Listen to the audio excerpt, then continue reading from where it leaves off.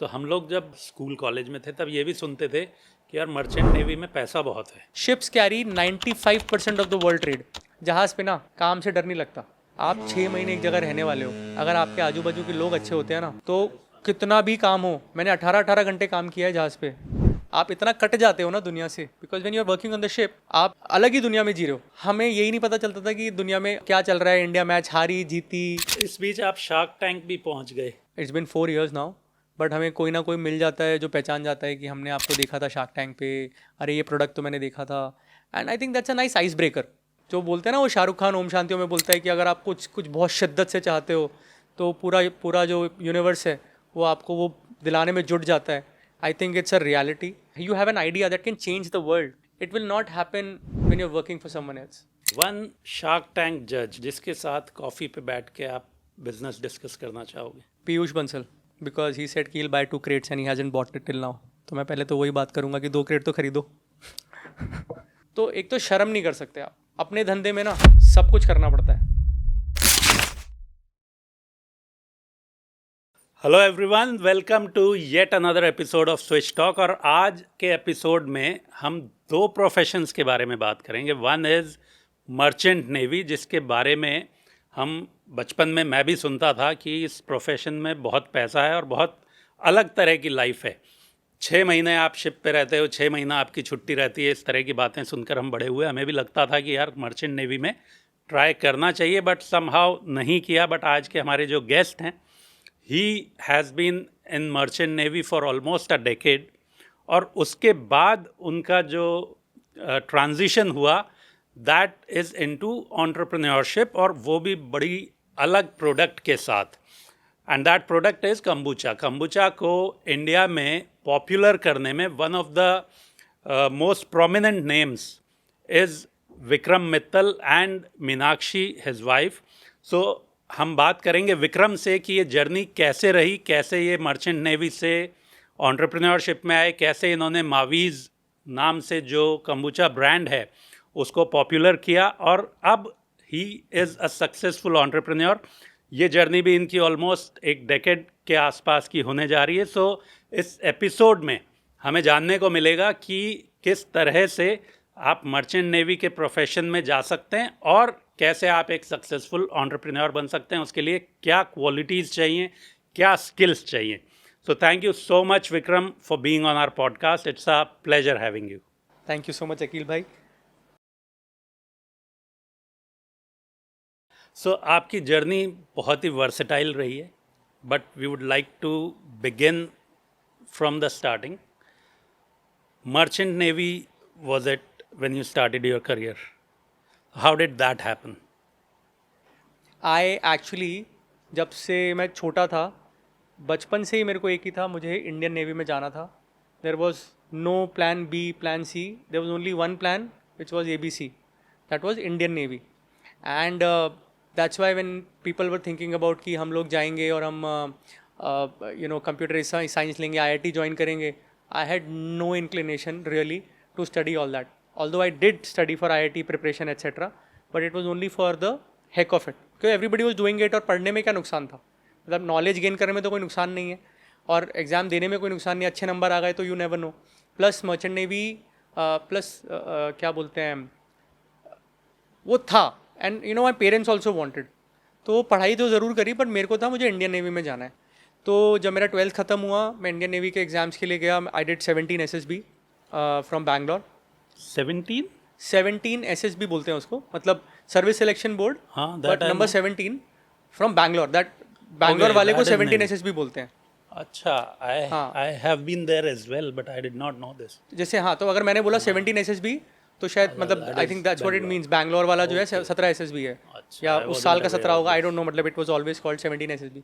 तो मैंने SSB दिया वहाँ से, और मेरा फर्स्ट अटैम्प्ट था। मेरा एग्ज़ाम्स 2 दिन पहले ख़त्म हुए थे 12th के, एंड मैंने एक रैंडमली विदाउट प्रिपरेशन उसका रिटन एग्ज़ाम दिया था। मैं गया, मेरे सारे psychological test, interview, physical, everything was passed. फिर जब मेरा मेडिकल हुआ तो I had a 6th finger, जैसे ऋतिक रोशन के है एग्जैक्टली वैसी फिंगर मेरे थी। तो और खैर वेट मेरा शायद कुछ 70 किलो या 71 किलो था, एंड आई एम 5'10", 5'9", 5'10", तो उन्होंने बोला कि आपका वज़न थोड़ा ज़्यादा है और आपको ये जो है अंगूठा ये हटवाना पड़ेगा बिकॉज इट्स नेसेसरी, क्योंकि दे नीड सर्टन वे। तो और उन्होंने बोला कुछ, फिर मैंने आई टेस्ट लेते वक्त ना ऐसे आँख ज़ोर से बंद कर दी कि बिल्कुल दिखना नहीं चाहिए एक आँख से। तो जब मैंने दूसरी आँख खोली तो मेरी आँखों में धुंधला धुंधला हो रहा था, तो फिर मुझे दिखाई नहीं दिया। तो उन्होंने बोला कि आई शायद आपकी लेफ्ट आई भी कमज़ोर है। तो फिर खैर आई वाई तो क्लियर हो गया, पर ये जब ऑपरेशन कराया उसके बाद I could not clear my medical examination because they said कि आपका अंगूठा जो है उतना स्ट्रॉन्ग नहीं है जितना नेचुरली होना चाहिए। And it took me three different Pune का AFMC एंड दिल्ली में एग्ज़ाम, मैंने दिल्ली में मेडिकल दिया और बहुत सारे हार्ड, और उस चक्कर में मैं अपना IIT का एग्ज़ाम भी नहीं दे पाया, क्योंकि जब IIT का एग्ज़ाम था तो मेरे एक हाथ में प्लास्टर था, उसके एक दिन पहले टाँके कटे थे। नहीं, प्लास्टर ही था, मैंने लेफ्ट हैंड से राउंड भी नहीं भर पा रहा था, कैलकुलेशन की तो बात ही छोड़ दो। तो मैं बस B is the most popular option करके आया था in my first IIT exam. I was very hopeful कि मेरा इंडियन नेवी तो क्लियर हो ही जाएगा। फिर नहीं हुआ तो आई क्राइड अलॉट एट्सेट्रा। फिर पापा ने बोला कि अगले साल दोबारा IIT ट्राई कर ले। तो मैं बैंगलोर में पढ़ाई कर रहा था, फिर मैंने IIT की प्रिपरेशन करी कॉलेज के साथ साथ। फर्स्ट ईयर कॉलेज में मैंने I top physics in Bangalore university, मेरे कॉलेज में, मतलब बैंगलोर यूनिवर्सिटी था। I studied in Bangalore.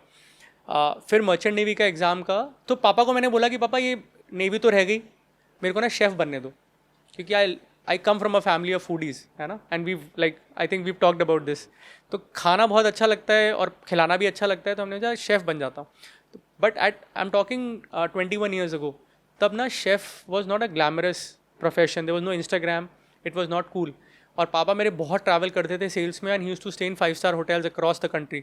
He said बेटा वेटर बन जाते हैं, शेफ़ की कोई ज़िंदगी नहीं है, बहुत लंबे लंबे वर्कआउट्स होते हैं, and they treat you like waiters, glorified waiters हो आप।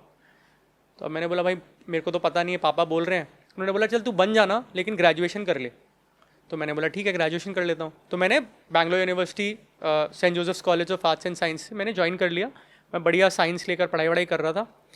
उसी साल मेरी कंपनी मर्स्क थी, उनका ऐड आया कि they are launching a program in India fully sponsored, है ना, और एजुकेशन भी फुली स्पॉन्सर्ड, एम्प्लॉयमेंट पक्का। तो मेरे पापा ने बोला बेटा एक बार तू बोलता रहता है नेवी के लिए, ये ट्राई कर ले। तो मैंने बोला पापा यार वही फिर से वही हो जाएगा कि आपका अंगूठा ये है वो है, मेडिकल में बाहर कर देंगे, मज़ा नहीं आएगा। बोले बेटा देख ये एक साल ना तू सारे एग्ज़ाम दे ले, अगर तेरा नहीं हुआ ना तो तेरे को ज़िंदगी में जो करना है तू करना, है ना।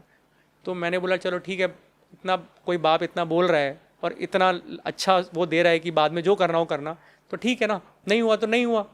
तो मैं चला गया, आई cleared and I was cleared beautifully, मतलब, है ना।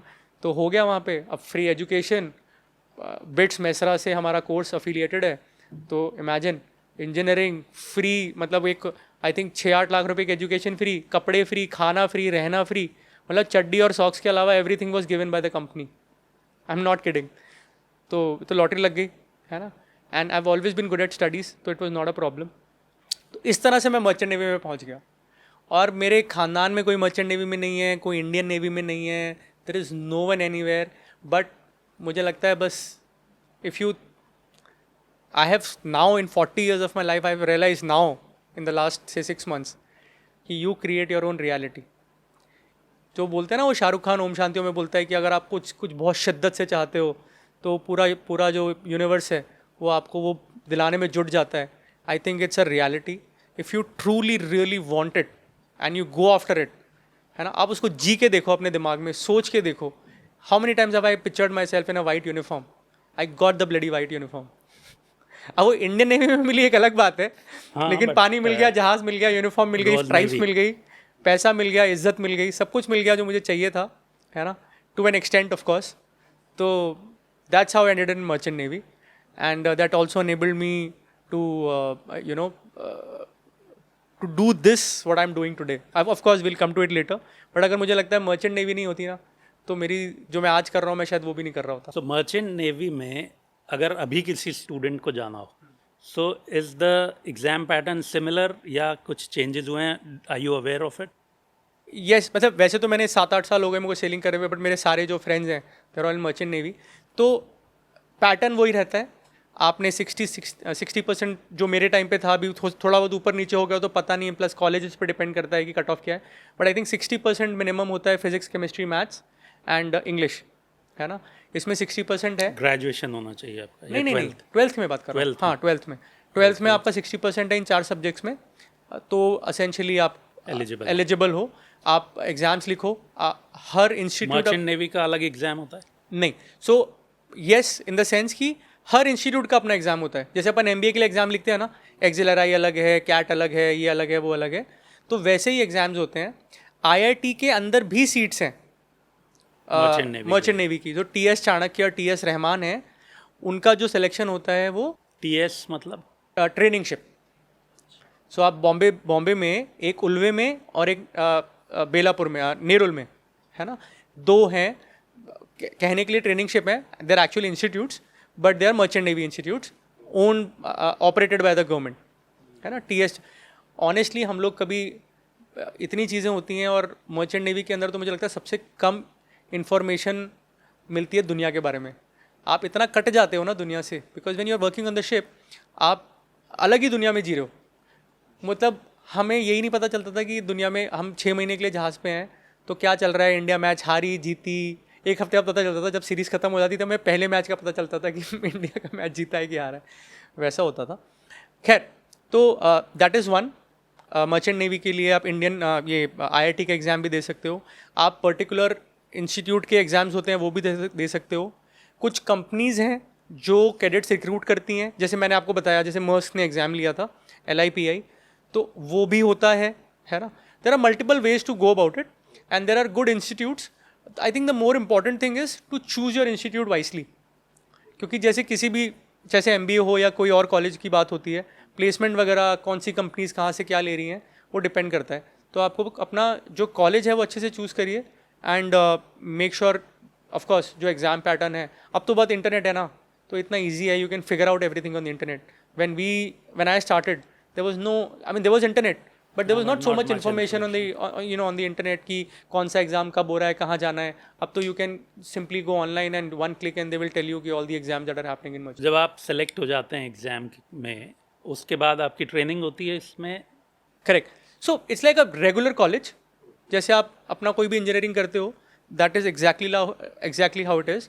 ओके. लेकिन कॉलेज में जाना है उसके बाद Correct. आपको, and then they teach you about the ship. Okay, जहाज़ पे 2 डिपार्टमेंट होते हैं. एक होता है इंजीनियरिंग डिपार्टमेंट, जिसका काम है जितनी भी मशीनरी है ना. अब मैं कैसे समझाऊं थोड़े से ऐसे टर्म्स में कि कोई एक जो कभी जहाज़ पे नहीं गया है, लेमैन के टर्म में, आप समझो एक ट्रक है. ट्रक का काम है A to B जाना, माल यहाँ से उठाना, वहाँ पहुँचाना, ठीक है. अब ट्रक के लिए आपको एक आदमी चाहिए जो गाड़ी को चला के यहाँ से वहाँ ले जाए. एक आपको हेल्पर चाहिए जो भाई सामान वामान का ध्यान रखे, ये करे वो करे. प्लस वर्कशॉप चाहिए. पर ट्रक में तो क्या है, आप लैंड पर हो तो आप कहीं भी ट्रक ख़राब होएगा तो आप बाजू में लगा कर आप you can call for help. जहाज़ पर तो वो है नहीं, जहाज़ तो समुंदर पे है. तो आपको लोग चाहिए जो ट्रक के अंदर ही हों, जहाज़ के अंदर ही हो, ट्रक पे हूँ आपके जो लोग, जो आप कहीं भी आप ऐसे रास्ते पे जा रहे हो, मान लो लद्दाख जा रहे हो आप ट्रक लेकर, रास्ते में कोई कुछ नहीं है, तो you need to have someone which who can take care of the truck. Exactly how that is. तो एक नॉटिकल साइंस होता है, BSc nautical science, which is about navigation of the ship. उसका काम होता है भाई तेरा जहाज़ यहाँ से चलना है, सिंगापुर से निकलना है और चेन्नई आना है फॉर एग्जाम्पल. तो उनका काम है रूट प्लानिंग, वॉच रखना, जब रोड पे मतलब जब जहाज़ चल रहा है तो उसका ध्यान रखना, स्टीयरिंग करना, एवरीथिंग.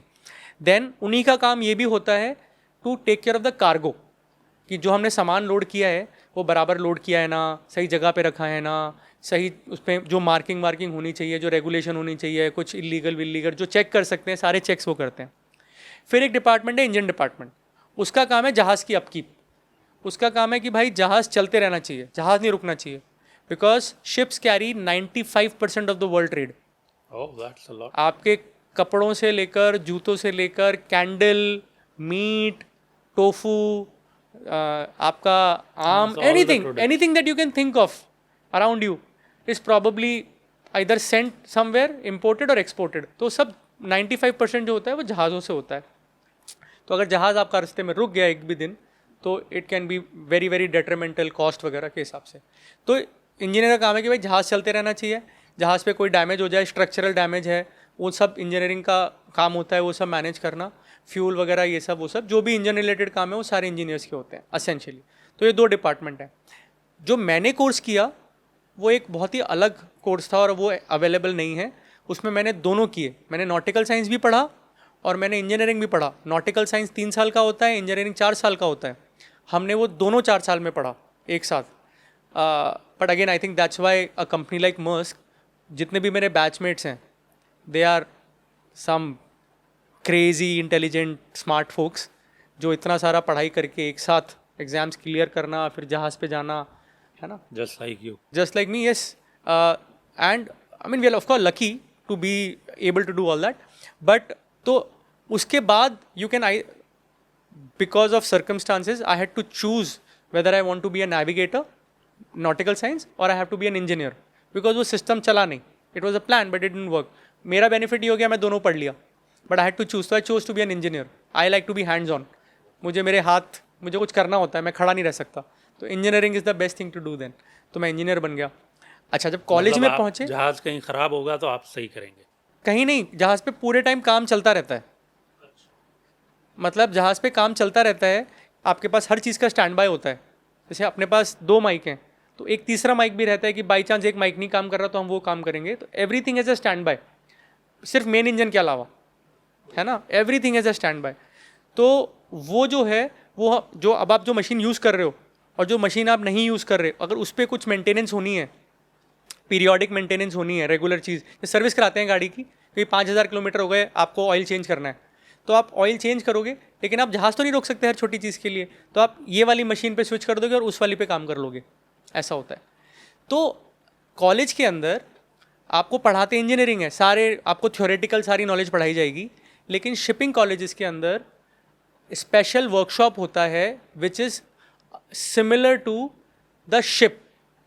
तो वहाँ पे एक इंजन होगा, वहाँ पे मशीनरीज होंगी, आपको एक फील देने के लिए कि यार आप जहाज़ पे जाओगे ना तो देखो ये चीज़ होती है, मशीन इतनी बड़ी होती है ना. उससे बड़ी भी हो सकती है, छोटी भी हो सकती है, सारी गाड़ियाँ एक साइज़ की नहीं होती, लेकिन ऐसी होगी. तो आपको एक आइडिया मिल जाएगा कि अच्छा ये चीज़ ऐसी दिखती है, बुक में तो ऐसी दिख रही है 2D में, पर ये लाइफ में, रियल लाइफ में ऐसी होती है, इतना वजन होता है, क्या होता है, हाइट वाइट, ये कितना idea. So that is the basic difference of a merchant navy college. सो आप फिर इंजीनियर बन गए? हाँ, फिर मैं इंजीनियरिंग बन गया. फिर कितने साल आपने ये जॉब किया? मैंने 2004 में कॉलेज ज्वाइन किया, 5 में कॉलेज ज्वाइन किया, 9 में मैं पास आउट हुआ, 10 में मैं ऑफिसर बना और 2018 में मैंने 8 साल आप 8 साल में प्रॉपर इंजीनियर. हाँ. तो 8 साल में आप कितनी बार शिप में गए होंगे और ड्यूरेशन क्या रहता है? आई थिंक मैं 8 साल में मैं 10-12 बार गया. मैं 10-12 बार गए.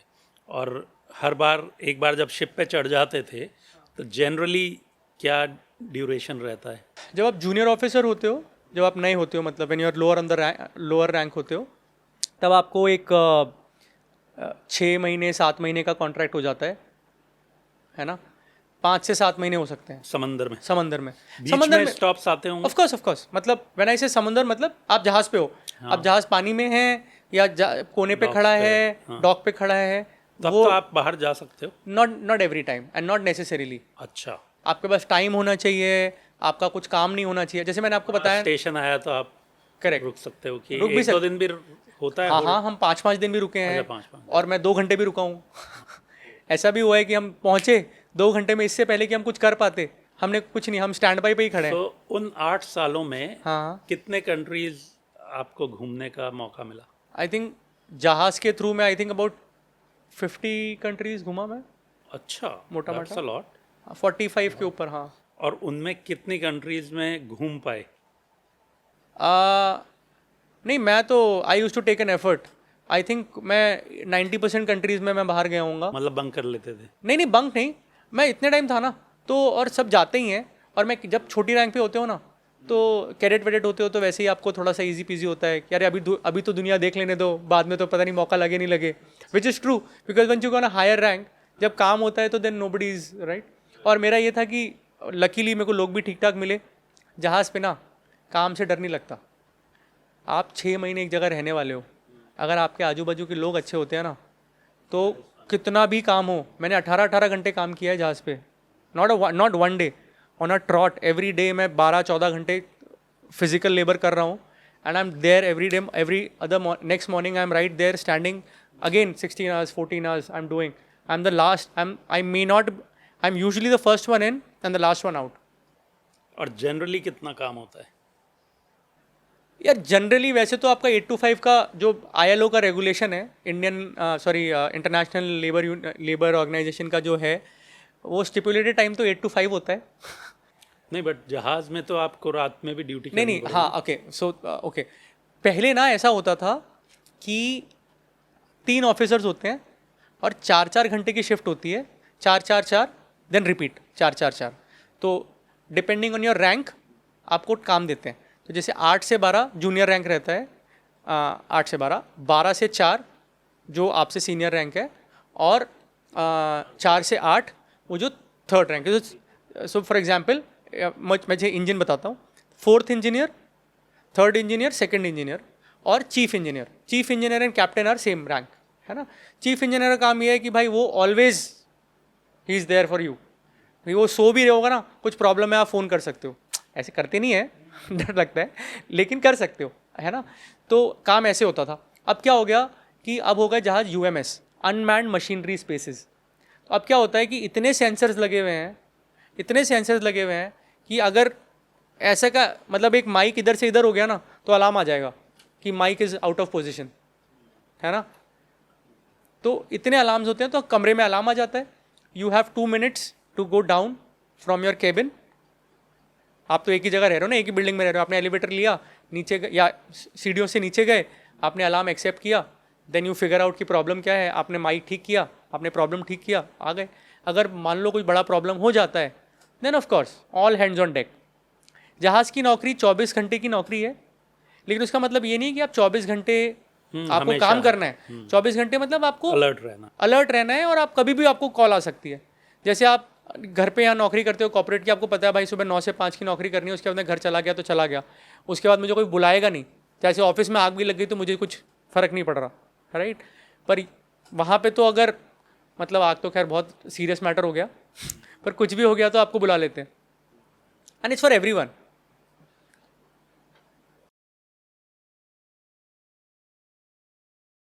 Okay, so now we'll come to the next segment, life on the sea. आपकी सबसे बड़ी सीख या लर्निंग क्या रही during your time on the ship? एक तो मैंने आपको अभी बताया कि it is not about the work, it is about the people. Like they say that people don't leave companies, they leave bad managers, right, bad leaders. काम मैंने 24 घंटे भी काम किया है लगातार, मैंने 18 घंटे भी किया है, और मैंने 8 घंटे भी किया है. मेरे को 24 घंटे दर्द नहीं हुआ, मेरे को कभी कभी 8 घंटे भारी हो गए. क्योंकि लोग आजू बाजू में ऐसे नहीं है जिन पे आप डिपेंड कर सकते हो. आपकी गलतियों को हाईलाइट कर देंगे, क्रेडिट देंगे नहीं, है ना. तो या फिर बात नहीं करेंगे. आप इतने लोनली हो जाते हो कि आप खाना खाने के लिए आपके साथ कोई है नहीं, आप अकेले खाना खा रहे हो बैठ के, है ना. मतलब सन्नाटा, पिन ड्रॉप साइलेंस. आप अकेले रूम में बैठे हो, चुपचाप रोज़ खाना खा रहे हो, है ना. किसी से बात नहीं कर रहे हो, किसी से कुछ नहीं कर सकते. वो एक लाइफ होती है. तो लर्निंग यही है कि लोग अच्छे होंगे ना तो कुछ भी कर सकते हो. और आई थिंक यही है कि अडेप्टेबिलिटी होनी चाहिए आदमी के अंदर. सो जब इतने लंबे पीरियड के लिए आप घर से, फैमिली से दूर रहते हैं, तो एक रेजिलियंस डेवलप करना ज़रूरी है, मेंटली स्ट्रांग होना ज़रूरी है. वो कैसे होता है, ये आपने कैसे किया? आई थिंक ये ना बचपन से कंडीशनिंग हमारी चालू हो जाती है. एप्टीट्यूड बोलते हैं ना, तो जैसे पायलट के लिए एप्टीट्यूड टेस्ट होता है, आई थिंक हर चीज़ के लिए एक एप्टीट्यूड टेस्ट होता है.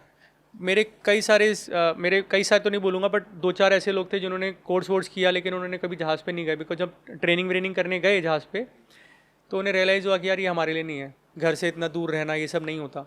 आई know so many people who used to call their mothers every day. College में भी रोज़ फ़ोन करते थे अपनी मम्मी को, सेम शहर में होने के बाद भी, है ना. No I mean I am not trying to make fun of them, but वो जो आपको एक थोड़ा इंडिपेंडेंस मिलना चाहिए ना फैमिली से, ताकि आप खुद चीज़ों को हैंडल कर सको. आई थिंक कभी कभी हमारे इंडियन फैमिलीज़ में ना वो हमें देते नहीं हैं. हमको इतना मौलिक ऑर्डर कर देते हैं हर चीज़ हमको परोस के दी जाती है हाथ में कि जब थोड़ी भी अगर प्रॉब्लम होती है ना तो हम थोड़े से घबरा जाते हैं। तो आई थिंक जहाज़ की अगर नौकरी करनी है आपको, आपको 20-25 लोगों के साथ रहना है जो कभी कभी आपकी नेशनैलिटी के ही नहीं है। ऐसा भी हुआ है कि जहाज़ पे मैं सिर्फ एक अकेला इंडियन हूँ, बाकी पोलिश हैं, डेनिश हैं, सब कुछ हैं, फिलिपिनोज़ हैं, है ना, कल्चरल डिफरेंसेस हैं, लैंग्वेज डिफरेंसेस हैं, वो सब से डील करने के लिए पेशेंस होना चाहिए और थोड़ा ओपन माइंडेडनेस होना चाहिए। आई think the right answer is कि आपको अगर जहाज़ पे इतना सर्वाइव करना है ना, एक तो थोड़ा ओपन माइंड रहना पड़ेगा और थोड़ा पेशेंस रखना पड़ेगा, because the days can be really long. I can imagine. So हम लोग जब छोटे थे या स्कूल कॉलेज में थे तब ये भी सुनते थे कि यार मर्चेंट नेवी में पैसा बहुत है। Is that true? Yes and no. पैसा है क्योंकि एक तो अगर आप मर्चेंट नेवी में रहते हो, आप 6 महीने के ऊपर बाहर रहते हो तो आपको NRE स्टेटस मिल जाता है, तो टैक्स नहीं लगता, तो एक 30% की सेविंग तो वो हो गई, है ना। जब मैं 20 लाख कमा रहा हूँ और आप 20 लाख कमा रहे हो तो आपके शायद 15 ही घर आएंगे, मेरे पूरे 20 घर आ जाएंगे। और दूसरी बात, initial salaries are very good for engineering. Initial salaries are really good for a mechanical engineer in merchant navy.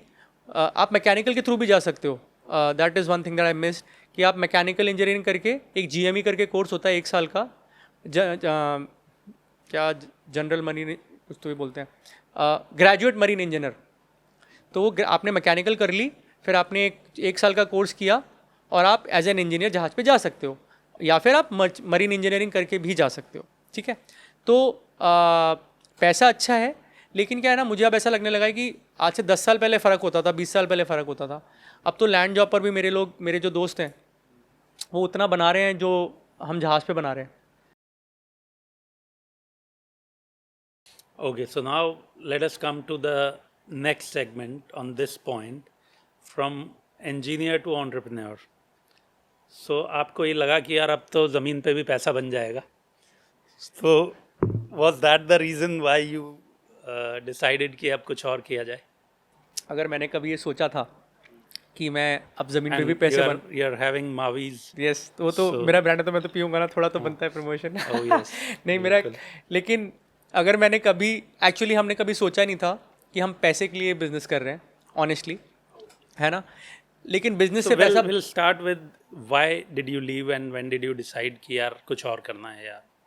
How did that switch happen? I call myself an accidental entrepreneur, because हमने plan नहीं किया। हम बॉम्बे आए, मैं merchant navy का chief engineer का exam देने आया था, so I was sailing as a second engineer. तो मैं वो एक 4 से 8 वाली वॉच जो थी वो मेरी थी, है ना। लेकिन फिर मुझे चीफ इंजीनियर का एग्ज़ाम देना था। वो इट्स अ क्या बोलते हैं उसको, it was one of the things that happens. मतलब आप कर रहे हो तो ये एग्ज़ाम दोगे, फिर प्रमोशन होएगी सम टाइम में। ऐसा नहीं है कि एग्ज़ाम देते ही प्रमोशन हो जाएगी, Okay. आपके पास एक्सपीरियंस होना चाहिए। तो आपने, लेकिन मिनिमम क्वालिफिकेशन तो होना चाहिए, उसके बिना तो आप कितना भी एक्सपीरियंस हो तो आपको प्रमोशन नहीं होगा। तो वो एग्ज़ाम तो देना ही था और उसमें 6-8 महीने लग ही जाते हैं। तो मैंने बोला ये 6-8 महीने लेकर अपन बॉम्बे रहेंगे, आराम से कोर्स करेंगे। आई हैड गॉटन मैरिड, उसके 1.5-2 साल पहले ही शादी हुई थी मेरी। 15 में मेरी दिसंबर में शादी हुई थी। 17 में हमने प्लान किया कि चलो अब ये एग्ज़ाम देना है, और तो हम बॉम्बे आए। तो फिर हमने सोचा कि अब यहाँ रह रहे हैं तो क्या करें, तो हमने कम्बूचा पीना शुरू किया, क्योंकि हम, अच्छा सो बैक स्टोरी ये है कि मतलब कम्बुचा के बारे में कम्बूचा पता के बताना ही कैसे पड़ेगा, मतलब otherwise it won't make sense. 17 में मैं जब US गया मेरी वाइफ के साथ, मीनाक्षी के साथ, तो हम लोगों ने कम्बूचा पिया पहली बार हमारे दोस्त के पास। तो हमने बोला ये तो बढ़िया है, तो मीनाक्षी को अच्छा लगा, तो अपनी बीवी को खुश करने के लिए मैंने बोला चलो ले चलते हैं। और वो तो बनाएगी नहीं, मैं बना दूंगा। मुझे जैसे, अच्छा इसकी बैक स्टोरी है कि शेफ बनना था। करेक्ट, तो ये सब एवरीथिंग जॉइन द डॉट्स। हाँ, connecting तो the dots. मर्चेंट नेवी हो गया। मर्चेंट नेवी के कारण फ्री टाइम होता था, तो मैं जहाज़ के बीच में 3-3 4-4 महीने की छुट्टी होती है ना। तो मेरे पास बहुत छुट्टी थी, पैसे भी थे, शादी हुई थी, US जाना था, तो US चले गए। फिर कम्बूचा पी लिया। तो हमने बोला अब यार बीवी तो बनाएगी नहीं, और मेरे को बनाने का शौक़ है, ये सब कम्बूचा ब्रेड जो भी। तो मैंने बोला देखेंगे क्या कैसे बनाना है, मुझे कुछ पता नहीं था। तो हम इंडिया लेकर आ गए, फिर हमने घर पे बनाना शुरू करा। फिर मैं अपनी सासू माँ को देकर मैं जहाज़ पे चला गया। मैंने बोला ऐसे ऐसे बनाते हैं इसको, और आप चला गया। फास्ट फॉरवर्ड, मैं जहाज़ से लौटा, मैं बॉम्बे आ गया एग्ज़ाम देने के लिए। मीनाक्षी भी बॉम्बे आ गई। हमने सोचा अब बॉम्बे रहेंगे 6-8 महीने, एग्ज़ाम क्लियर हो जाएगा तब तक। अब हम यहाँ पे आए तो हमने बोला यार अब करें क्या, कुछ करने के लिए है ही नहीं, हमारा सारा घर दोस्त तो सब जयपुर में है, तो हम यहाँ फ्री होते थे, टाइम ही टाइम है। तो शाम को हमने सोचा कि अब और कुछ गंदी आदतों में पड़ने से अच्छा है कि कुछ साफ़ सुथरा ही पिया जाए, तो हमने सोचा कंबूचा पीते हैं। तो हमने बोला खुद ही बना लेते हैं, और तो कहीं मिलता भी नहीं था, हमने खुद ही बना लिया। तो हमने दोस्तों को भी पिलाया, दोस्तों ने बोला यार ये तो बड़ा डिफरेंट है। हमने बोला हाँ पियो। तो फिर उन्होंने बोला कि अच्छा। फिर एक दोस्त के कोई बाहर से यूके से कोई फ्रेंड आए थे, उन्होंने बोला यार ये तो बहुत अच्छी चीज़ है, ये कहाँ से आई तुम्हारे पास? हमने बोला ये तो हमको ऐसे ऐसे मिली। तो उन्होंने बोला तुमने बेचने का नहीं सोचा? मुझे बेच दो, मैं ख़रीद लूँगा। तो कैसे बनाते हैं मुझे भेजो, मैं घर जाके बनाऊँगा। तो हमने सोचा यार ये तो बड़ा अच्छा आइडिया है कि कोई किसी को इतना अच्छा लग रहा है। तो फिर हमने थोड़ी रिसर्च करी, पता चला फार्मर्स मार्केट होते हैं जहाँ पे लोग अपना लोकल जो घर का बनाया हुआ सामान वगैरह वो होता है, तो हम वो बेचते हैं। हमने थोड़ी रिसर्च करी इंटरनेट पे, हमको पता चला कि 1-2 मार्केट होते हैं। तो हमने सोचा कि अब क्या करें, तो हमने 2-3 ऐसे जार खरीदे, उसमें कंबूचा बनाया, बॉटलें भरी, हम लेके चले गए मार्केट में। एंड हमने सोचा कि अच्छा, मेरे दिमाग में ये चल रहा था कि एक बार ये कर लेता हूँ, कौन खरीदेगा, फेल हो जाएंगे तो ईजी हो जाएगा बोलना कि हमने किया था, चला नहीं तो हमने छोड़ दिया, बात ख़त्म, है ना।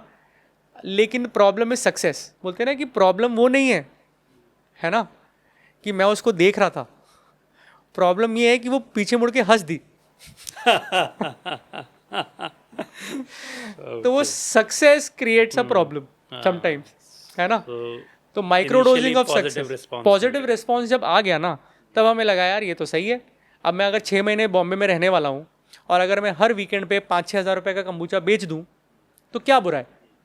एक तो नए लोगों से मिलना हो गया जो मुझे बहुत अच्छा लगता है, दूसरा मैं कुछ मेरे शेफ़ बनने की जो इच्छा थी वो एक एक्सटेंट तक पूरी हो रही है कि लोगों को अच्छा लग रहा है कि अरे वाह क्या चीज़ बनाई है आपने, तो वो भी खुश हो गए। उसके अलावा मेरे पास something to do on a Sunday morning, नहीं तो मैं क्या करता, पढ़ा रहता, टीवी देखता, पेपर पढ़ लेता, है ना, क्या ही करता। तो कुछ करने के लिए हो गया। तो मैंने पहले ही आपको बताया जॉइन द डॉट्स कि मुझे कुछ करना था, इसलिए मैं इंजीनियर बना था, तो मुझे बैठना नहीं है। तो ये तो मेरे लिए एकदम राम मिलाई जोड़ी हो गया मेरे लिए। तो हमने मार्केट करना शुरू कर दिया और इस तरह से हमारी कंबूचा की जर्नी शुरू हो गई। तो इसमें पूरा एक्सीडेंट था, कोई प्लान नहीं था, कोई थॉट नहीं था। हमारा ये था कि 4-6 महीने करेंगे फार्मर्स मार्केट, अच्छा मतलब फार्म 4-6 नहीं, 1-2 हफ्ते करेंगे, चलेगा चलेगा, नहीं चलेगा छुट्टी, और अपन मर्चेंट नेवी तो चल ही रही है। दिया आपने या नहीं दिया? एग्जाम दिया मैंने, अच्छा। एग्जाम क्लियर भी किया मैंने। अच्छा। मेरा ओरल एग्जाम दो पार्ट होते हैं, एक रिटन एग्जाम होता है और एक ओरल एग्जाम होता है। रिटन तो मैंने एक बारी में क्लियर कर दिया, ओरल में वो यूजली कटा देते हैं चक्कर, है ना। उनका वो कुछ पासिंग रेट का होता है कि इतने लोगों को पास करना है, फिर क्या करना है पता नहीं, मतलब लोग थ्योरीज हैं। सो फिर जॉब छोड़ने का कब हुआ? छूट गई अपने आप ही। अच्छा, so you did not opt for going? हाँ, मतलब चक्कर क्या है ना, जब मैंने ये काम शुरू किया तो मुझे रियलाइज़ हुआ कि हम खाना क्या खाते हैं। हम वीगन मार्केट में जाते थे तो मुझे वीगनिज्म के बारे में पता चला, है ना। And for some time we also try to be vegan, है ना। तो वो भी क्यों हमारी ज़िंदगी का फेज़ था एक, जब हम ट्राई करते थे कि हम मीट नहीं खाएं, नॉनवेज बिल्कुल बंद था, दही दूध बंद कर दिया था, मतलब वो ग्रेट एक्सटेंट, है ना, हम ट्राई कर रहे थे। लेकिन एग्ज़ाम भी चल ही रहे थे तो हमने बोला यार पैसे तो पड़े हैं, मतलब पैसे का प्रॉब्लम नहीं था, और अब बॉम्बे में हैं ही तो और 4-6 महीने कर लेते हैं तो क्या ही बिगड़ जाएगा। अब वो 4-6 महीने के आज 8 साल होने को आ गए मोटे मोटे। अच्छा, 2018 के से शुरू करोगे आप, हाँ। तो अब 8 साल होने को आ गए। 18, 19, 20, 21, 22, 23, 24, 25, 8वां साल चल रहा है। इस बीच आप शार्क टैंक भी पहुंच गए, वो कैसे हुआ? तो कोविड चल रहा था, कोविड में हमारा बिजनेस थोड़ा सा स्लो ही हो गया था। तब तो नए भी थे, हमारा कुछ हार्ड ऐसे कुछ रेवेन्यू कुछ नहीं था, थोड़े बहुत स्टोर्स में थे हम लोग। It was I think 2.5 years into the business. तो मैं ऑनलाइन चेक कर रहा था तो शार्क टैंक हम लोग के टीवी में ना कुछ 1-2 चैनल नहीं चलते थे ही नहीं तब, तो हम वो लैपटॉप से कनेक्ट करके चलाते थे, इंटरनेट से चला के, और फिर वो HDMI केबल लगा के चलाते थे। तो मैं सोनी लिव चला रहा था तो उस पर मुझे दिखा कि शार्क टैंक का ऐड दिखा मेरे को। तो मैंने बोला ये क्या है, पहले तो मैंने इग्नोर कर दिया, मुझे लगा शार्क टैंक दूसरा वाला है। फिर देखा registration open now in India, तो मैंने बोला ये क्या है। तो फिर मैंने एक दिन देखा, अगले दिन दोबारा देखा, तो मैंने उसको फॉर्म भर दिया, क्लिक किया तो फॉर्म खुला, फॉर्म भर दिया मैंने। I didn't tell my wife about it, just generally. फिर उनका रिस्पॉन्स आ गया, दे सेड कि काइंडली फिल अनदर फॉर्म। तो एक वो पहला फॉर्म तो ज़्यादा, मस्ट बी शॉर्टलिस्ट। हाँ पहले तो छोटा सा फॉर्म था, एक बेसिक फिल्टर था, फिर एक बड़ा फॉर्म था, उसको भरा, उसमें एक पिच भी सबमिट करना था, है ना। उस पिच की स्टोरी बड़ी इंटरेस्टिंग है कि मैंने पूरे सुबह से शाम तक कंटेंट बनाने, मतलब आता वाता कुछ था नहीं, कैमरा लगा के, मैंने एक लाइट थी मेरे पास ऐसी, वो लाइट मैंने लगाई, रिंग लाइट, और कैमरा लगाया, और मैंने पूरे घर में पोस्टर चिपकाए पिच लिख कर अपनी। मुझे टेलीप्रॉम्प्टर के बारे में पता नहीं था, क्लिक ही नहीं किया मेरे को टेलीप्रॉम्प्टर भी कोई चीज़ होती है तो मैंने ऐसे ब्लैक कलर के विनाइल थे, उस पर मैंने पिच लिखा, है ना, और पूरा करा। और मैंने सुबह से, मीनाक्षी कुछ काम से जाना था, मैं 6-8 घंटे कमरा बंद करके एसी चला के, ताकि शोर नहीं हो पंखे का, मैंने पूरा पिच रिकॉर्ड किया। फिर मुझे शाम को रियलाइज हुआ कि पिच तो हिंदी में देना था तो मैंने पूरा पिच फिर हिंदी में करा, फिर वो रिकॉर्ड किया, फिर उसको 3 मिनट का करना था, तो मल्टीपल टेक्स दिए मैंने, है ना, फिर कभी कुछ भूल जाऊँ, कभी कुछ भूल जाऊँ, है ना। फिर ये सब हुआ, फाइनली बड़ा मज़ा आया। फाइनली हमने वो पिच सबमिट कर दिया, फिर हमारा सिलेक्शन हुआ, शॉर्ट लिस्ट हो गए, फिर उन्होंने बोला ऑडिशन के लिए आओ, फिर ऑडिशन के लिए गए, प्रोडक्ट लेकर 1.5 घंटे का ऑडिशन हुआ। फिर उन्होंने बोला कि यार ये ऑडिशन तो आपने दे दिया, अभी हो सकता है कि एक और राउंड ऑडिशन हो या फिर हमारा इंटरनल डिस्कशन हो। अच्छा, तो पर हमें पता नहीं था, process है। हाँ पता नहीं था कि हमारा होगा या नहीं होगा। तो दिवाली पे मैं घर भी नहीं गया, बुला सकते हैं इधर। हाँ, और मैंने पापा को बताया भी नहीं, क्योंकि मैं पापा को बता देता कि मैं शार्क टैंक का वेट करता हूँ, पिताजी सबको बता देते तो वो, हाँ, तो वो चाहता नहीं था मैं कि before, don't count your chickens before they hatch वाला सीन था। तो मैंने वेट किया, फिर हमारा हो गया, फिर हमारा आया, फिर 5 दिन का प्रोसेस होता है, जाके वो होटल में रुके, फिर वहाँ से शूटिंग के लिए गए, फिर वो पिच बनवाते हैं, फिर वो सवाल पूछते हैं। उन्होंने ऐसे ऐसे सवाल पूछे जो मैंने मीनाक्षी से ज़िंदगी में नहीं पूछे होंगे कभी, अबाउट योर रिलेशनशिप्स, कि आपका, आप 2 फाउंडर हो, पति पत्नी हो, रिलेशनशिप कैसी है, कौन क्या करता है, बिकॉज सी, तब मेरे को समझ में नहीं आया था, मेरे को बाद में समझ में आया कि वो टीआरपी है, they want to focus on things that will sensationalize the content. उनको भी तो टीवी को बेचना है ना भाई, अपन रील क्यों देखते हैं, हुक अच्छा है, तो वो हुक कैसे मिलेगा, उसके लिए इन्फॉर्मेशन चाहिए उनको मेरी ज़िंदगी के बारे में और बिजनेस के बारे में। आई थिंक इट्स फेयर, मैं किसी को 10 रुपये, अगर मुझे लगता है कि भिखारी 10 रुपये की भीख डिजर्व नहीं करता, या ये तो ऐसे ही कर रहा है, he could work better, I probably won't give it to him, right. हम किसी को 100 रुपये भी फालतू में नहीं देते, कोई आके हमसे मांगता है तो मुझे कोई अपनी कंपनी में इन्वेस्ट करने के लिए करोड़ रुपये क्यों देगा जब तक मेरे बारे में जानेगा नहीं। तो I think it's fair if they want to know some information about it. तो ऐसे हमने दिया, और 63,000 एप्लीकेशंस थे, उसमें से I think 190 odd were selected, and 158 actually came on the television, and we were, I think, lucky to have made it to the television. I think उससे काफ़ी ब्रांडिंग मिली है। ब्रांडिंग हुई, अभी भी, आज भी, मतलब till today, it's been 4 years now, but हमें कोई ना कोई मिल जाता है जो पहचान जाता है कि हमने आपको देखा था शार्क टैंक पे, अरे ये प्रोडक्ट तो मैंने देखा था।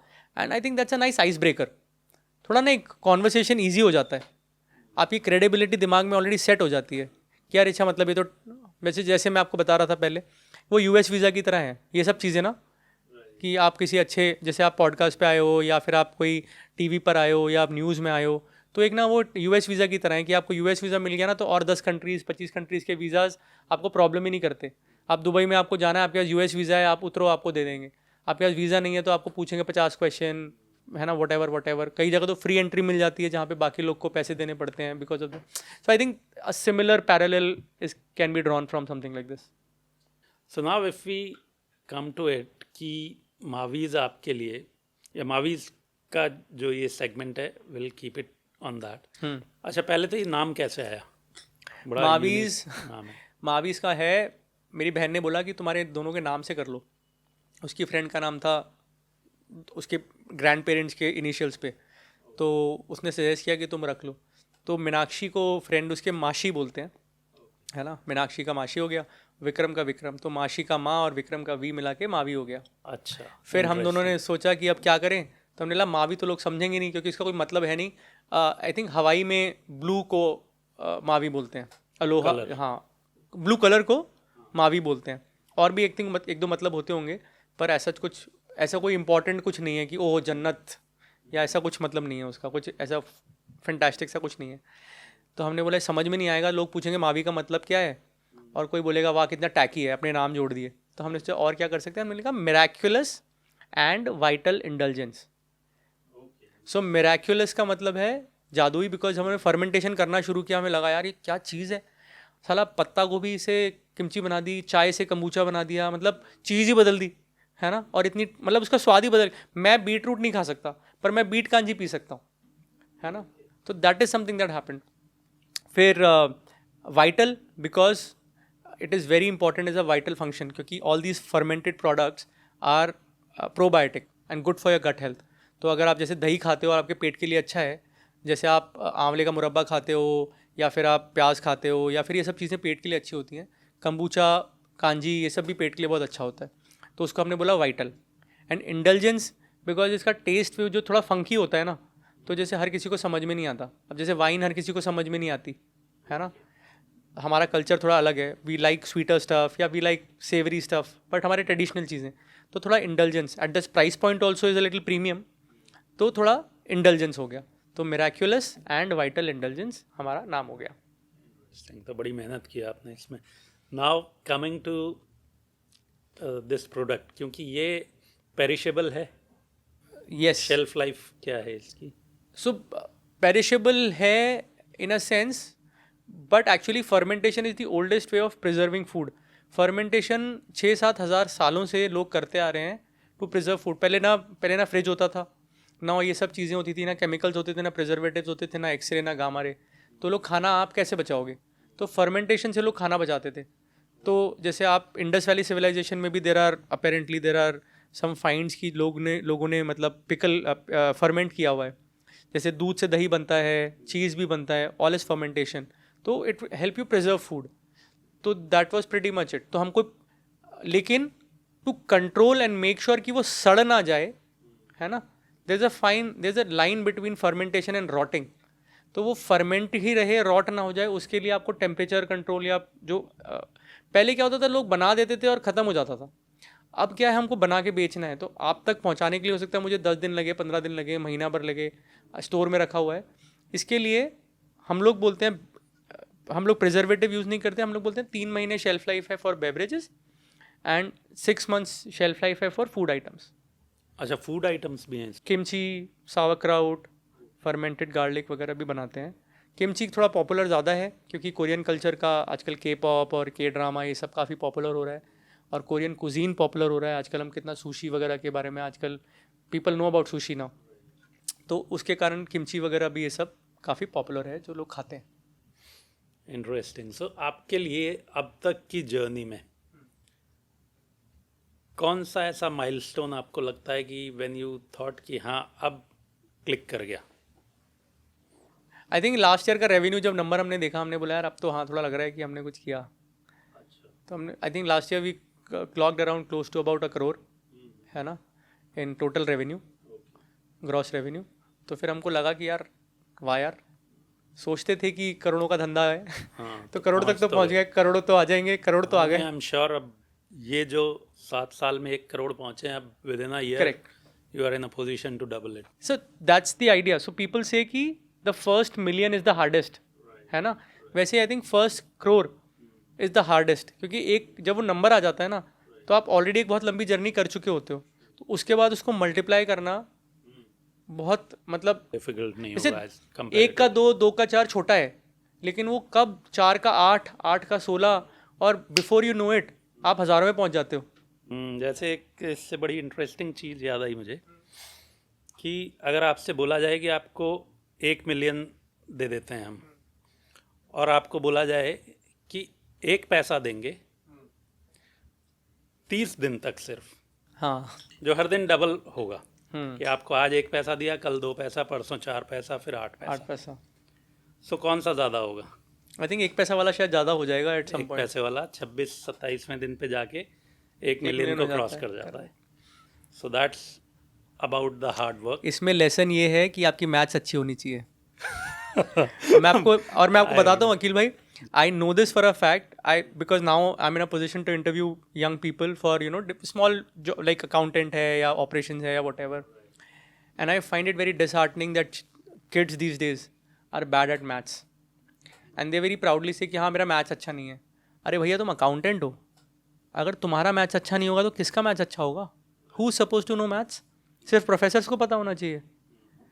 आपकी मैथ्स अच्छी होती है ना, 1 सेकंड में आपको समझ में आ जाता है कि ये हाँ, क्या मैथ्स चल को रहा है। लेके एक चीज़ और है जो जनरली एक मिसकंसेप्शन होता है व्हेन यू आर स्टूडेंट, कि स्टूडेंट्स को ये लगता है कि यार मैथ्स मेरे कौन सी काम आने वाली है, कि मुझे तो अकाउंटेंट मान लो नहीं बनना है, हाँ करेक्ट। मुझे तो इंग्लिश टीचर बनना है, तो मैथ्स मेरे क्या काम की है।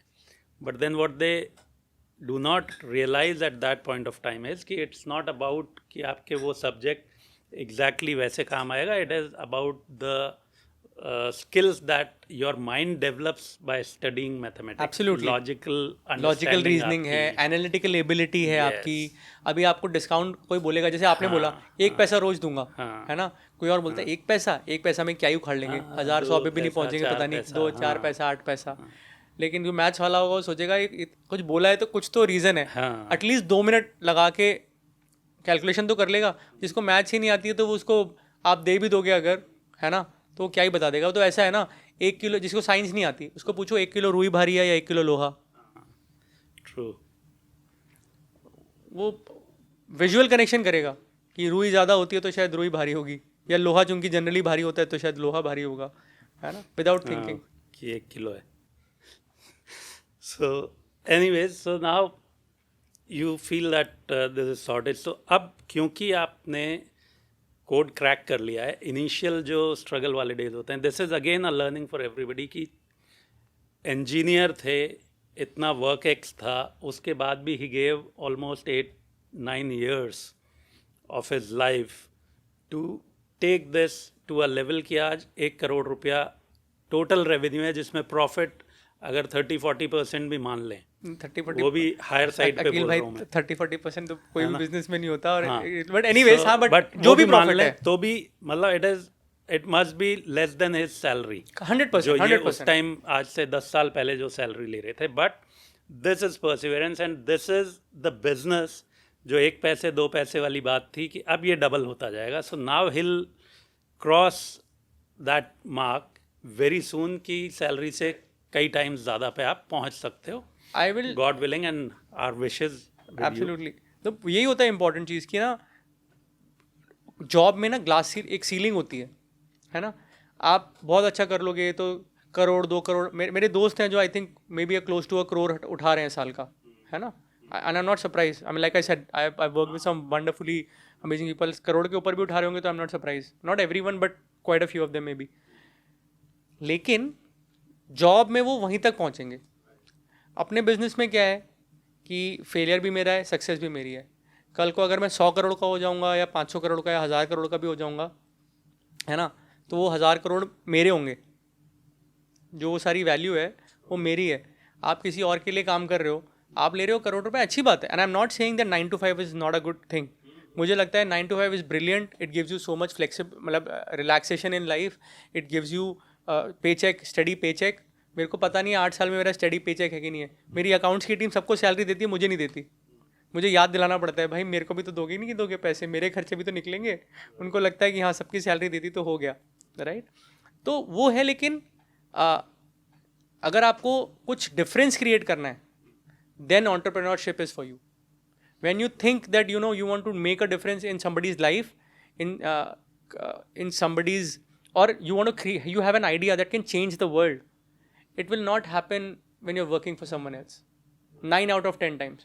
Now don't, if you go out of the bell curve and you pick 3 people, जो लोग कोई बहुत गूगल के लिए काम कर रहे हैं या कोई कुछ कर रहा है, वो अलग बात है।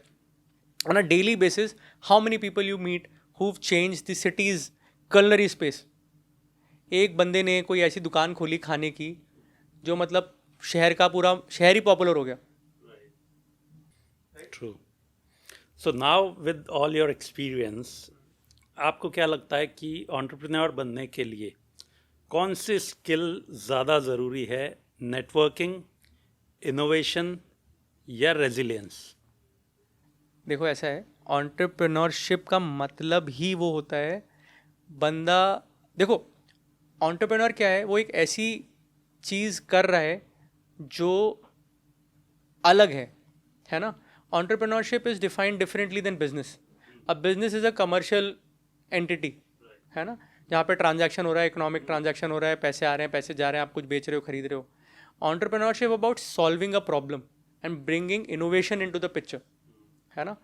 मतलब कपड़े तो सब बेचते हैं, आपने ऐसा कोई सेगमेंट ढूंढा जो कुछ सॉल्व कर रहा है. जैसे आप और मैं कपड़े पहनते हैं, हमें लग रहा है यार ये पैंट में ना सल पड़ जाते हैं, शर्ट में सल पड़ जाते हैं. मैं कोई ऐसा फैब्रिक लेकर आऊँ which can challenge all of this. But अब उसको हर जगह बेचना इतना ईजी नहीं होगा, people might not accept it. तो उसको मार्केट करना, उसको कैसे पोजीशन करूँ, क्या बोलूँ, क्या कहूँ, वो सब एंटरप्रेन्योरशिप का पार्ट है. तो जब आप बोलोगे ना कि एंटरप्रेन्योरशिप के लिए क्या ज़रूरतें होती हैं, मुझे लगता है एक पैशन, एक परसिवरेंस, ये तो बेयर मिनिमम है ना. अगर ये दो चीज़ें हैं ना तो आप इनके बिना नहीं जा पाओगे, आपके पास कितना भी कुछ हो. फिर आपको इनोवेट तो करना ही पड़ेगा और आपको रेजिलियंस भी दिखानी पड़ेगी. अनलेस आपके मतलब unless your daddy is loaded, है ना, and can fund all your everything that you are doing, even then आपको लगेगा. लेकिन उसमें क्या है ना, फिर आप रेजिलियंस नहीं है तो भी मतलब क्या हो जाएगा. पर अगर रेजिलियंस होगी तभी आप उसको कुछ तोड़ फोड़ बना पाओगे. और स्पेशली जो मुझे लगता है काफ़ी सारे जो बच्चे देखेंगे शायद they might come from humble backgrounds, है ना, शायद जैसे मेरी तरह मिडिल क्लास फैमिली से हों. तो उसके लिए ना फिर आपके सोचता पैसे ना हो. तो जब पैसे नहीं होते ना तो और भी ज़रूरत है कि परसेवरेंस ही चीज़ है. मैं कभी भी मैंने कोई डब्बा उठाने से कभी ये नहीं सोचा कि दिस वर्क इज़ बीनीथ मी, है ना. कभी मैंने ये नहीं सोचा कि गाड़ी चलाना इज़ बीनीथ मी. कभी मैंने ये नहीं सोचा कि अगर मैं किसी कस्टमर को कॉल करके ऑर्डर ले लूँगा तो it is beneath me. Although I have people to do that for me. मेरी टीम है, बहुत अच्छी टीम है मेरी, है ना. लेकिन मैं कभी भी नहीं सोचता. तो एक तो शर्म नहीं कर सकते आप अपने धंधे में ना, सब कुछ करना पड़ता है. मैंने लाइटें भी बदली हैं मैंने पंखे भी ठीक किए हैं, मैंने कंप्यूटर भी ठीक करने के लिए ट्राई किया है, मैंने डब्बे भी उठाए हैं, मैंने पैकिंग भी करी है, मैंने बॉटल भी करी है. मैं डॉक्टर भी हूँ, मैं साइकोलॉजिस्ट भी हूँ, मैं भैया भी हूँ, मैं सर भी हूँ, मैं सब कुछ हूँ, मैं अकाउंटेंट भी हूँ, सब कुछ हूँ. सो मेरे as an entrepreneur you have to wear a lot of hats. तो आपके अंदर पैशन, परसिवरेंस तो होना ही चाहिए. इनोवेट नहीं करोगे तो फिर आप एंटरप्रेन्योर नहीं हो, फिर तो आप बिजनेस कर रहे हो, है ना. एंटरप्रेन्योरशिप के लिए इनोवेशन ज़रूरी है. और किसी भी बिजनेस में रेजिलियंस तो बहुत ज़रूरी है. और ये कभी कोई चीज़ टेक ओवर कर लेगी, कभी कोई कर लेगी, है ना. और तो वो आपको सब चीज़ों का कॉम्बिनेशन है. Okay, now come to the next segment, which is AI and the future of entrepreneurship. Specially अगर फूड इंडस्ट्री की बात करें या बेवरेजेस की बात करें, तो is there anything that AI is doing to empower और enhance this sector? I think research कोई भी ना मैटर में ईजी हो जाती है ना. तो मैं एक बिजनेस की तरह भी मतलब फूड और बेवरेज और बिजनेस तो है ही, तो रिसर्च काफ़ी ईजी हो जाती है. Of course now we are seeing कि हम 100% डिपेंड नहीं कर सकते, पर एक फेयर आइडिया तो मिल ही जाता है. अब मान लो मुझे एक मेन्यू डिज़ाइन करना है, मुझे नाम समझ में नहीं आ रहे, तो मैंने डाल दिया ऑनलाइन कि यार I have this dish, suggest 10 different names, suggest 10 fancy names for this dish, है ना. या मैं मेन्यू डिज़ाइन कर रहा हूँ, मैंने बोला यार मुझे वियतनामीज़ मेन्यू डिज़ाइन करना है, कुछ नहीं ऐसा लग रहा है कुछ अलग होना चाहिए, तो tell me some offbeat, है ना. तो AI will search it and give it to me. फिर मैं उस पर रिसर्च फर्दर कर सकता हूँ. मुझे डेक बनाना था, तो मैंने AI को बोला देख भाई ये ऐसा ऐसा है, मैं ये बिज़नेस है, मुझे ये करना है, ये मेरा है, मुझे ऐसा ऐसा ऐसा बना के दे दे. तो एक मुझे बेसिक वहाँ से इन आ गया. फिर उसको मैंने कस्टमाइज़ कर लिया. तो वो बहुत सही है AI का कि आप अपने तरीके से चीज़ों को रिसर्च कर सकते हो. लेकिन यही है कि don't depend on it. AI is making people dumb, है ना. Because people are now thinking depending on AI की ईमेल भी लिखना है. जैसे मैं आपको बताता हूँ अभी क्या हुआ. एक आर्टिकल आया, है ना, और एक I think a young person wrote that article. I am not gonna name them, I have already email to them, no point. तो उन्होंने आर्टिकल लिखा कंबूचा के बारे में, और उन्होंने इन्फॉर्मेशन जो भी लिखी, और उन्होंने काफ़ी ब्रांड्स के नाम लिखे उसमें कि ये भाई ये हैं ये हैं ये हैं. हमारा नाम नहीं लिखा तो मुझे बुरा लगा, क्योंकि मुझे लगता है कि कंबूचा का जो रेवोल्यूशन इंडिया में आया है ना, वो हमसे ही स्टार्ट हुआ. We were the ones who went out and said कि कंबूचा पियो. मैं तो ऐसा हुआ, मुझे सड़क पे खड़ा कर दो, आप मेरे आगे से चले जाओ और कंबूचा आपको नहीं सुनाई दे, मेरा नाम बदल देना आप, है ना. मैं मतलब व्हेन आई एम देयर. तो मेरा नाम नहीं लिखा तो मुझे बड़ा, मेरा नाम मतलब कंपनी का नाम नहीं आया. क्योंकि टीम बड़ी मोटिवेट होती है ना. जब हम शार्क टैंक पे आए, मेरी टीम कितनी खुश हुई. जब हम किसी अच्छे स्टोर में सामान रखते हैं तो मेरी टीम अगर को पता चलता है तो मेरी टीम खुश होती है, हाँ ये तो हमारा है ना। तो उन्होंने मेरा नाम नहीं लिखा तो मेरे को बुरा लगा कि भाई हमारा नाम क्यों नहीं लिखा। फिर मैंने आर्टिकल पढ़ा and I realise that it was probably a lot of it just came from ChatGPT or AI for that matter. तो इन्फॉर्मेशन 100% अपडेटेड और सही हो ज़रूरी नहीं है। तो अब उन्होंने जो भी किया, they should have done their research basically. So similarly people who are using AI or ChatGPT or whatever this thing, they have to be really careful as to their information is correct or not. In fact, we are seeing that AI is actually making up information to suit a response, to suit your question rather. Very well said. So now let's come to the rapid fire round. बिल्कुल Ready. So the first question is, navy और entrepreneurship, discipline ज़्यादा ज़रूरी कहाँ लगता है? Entrepreneurship. अच्छा, okay. One shark tank जज जिसके साथ कॉफ़ी पे बैठ के आप बिजनेस डिस्कस करना चाहोगे? Piyush Bansal, because he said कि he'll buy 2 crates and he hasn't bought it till now. तो मैं पहले तो वही बात करूँगा कि 2 crate तो खरीदो। Okay, so most underrated Indian ingredient. Indian ingredient underrated, इमली। एक इंडियन एंटरप्रेन्योर जिससे आप इंस्पायर होते हो, the first name that comes to your mind. यार मैं तो ये जो हमारे किराना स्टोर वाले होते हैं ना भैया, जो हमारे हर घर के आसपास होते हैं, वो मुझे बड़ा इंस्पायर करते हैं। क्योंकि आज की दुनिया में जब स्विगी, ब्लिंकिट और ये सब चल रहा है, वो लोग they are holding the fort down. मुझे लगता है बहुत इंस्पायरिंग है कि they are not giving up. और मुझे लगता है हमको सपोर्ट भी करना चाहिए जब हो सकता है। अपने लोकल किराना को सपोर्ट करना चाहिए, लोकल बिजनेसेस को सपोर्ट करना चाहिए। तो thank you so much Vikram, it was fun talking to you. And जो स्टूडेंट्स देख रहे हैं, इस एपिसोड में आपको समझ आया होगा कि सबसे पहले तो मर्चेंट नेवी के बारे में, कि कैसे आप इस प्रोफेशन में जा सकते हैं, इस प्रोफेशन में चैलेंजेस क्या हैं, कैसे आप महीनों तक अपने घर परिवार से दूर, समंदर में ज़मीन से दूर सर्वाइव कर सकते हैं, क्या वहाँ पर चैलेंजेस होते हैं, शिप की लाइफ कैसी होती है। और उसके साथ ही विक्रम की जर्नी ने ये भी सिखाया कि एक सेट जॉब छोड़कर किस तरह से आप एंटरप्रेन्योर भी बन सकते हैं, और उसमें रेजिलियंस के साथ, कंसिस्टेंसी के साथ, पैशन के साथ किस तरह से उसको एक हायर बेंचमार्क पर ले जा सकते हैं जहां पर वो पहुंचे हैं। सो दो students who want to get into merchant navy और who want to be entrepreneurs, उन दोनों के लिए बहुत लर्निंग्स इस एपिसोड में मिलेंगी। So once again many thanks to you Vikram, it was lovely talking. Thank you Akhil भाई। I want to add something, 2 चीज़ें। एक तो ना कि it is important to know when to hold on, but also it is more important to know when to let go, है ना। कि आपको आपका पैशन, परसिवरेंस सब कुछ अपनी जगह है, लेकिन अगर आप मतलब थोड़ा फीडबैक लेके और थोड़ा आंखें ओपन रख के काम करोगे तो सही रहेगा। पैशन तो है, लेकिन दीवार पे सर मारने से दीवार नहीं हिलती, सर फूटता है ना। तो आपको देखना है कि ये दीवार ईंट भाटे की है या फिर एक मतलब पेपर की वॉल है या क्या है, लकड़ी की है, क्या है। तो you need to be able to जज that.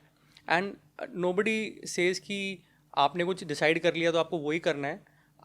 You can always change the road that you're on, you can always U turn.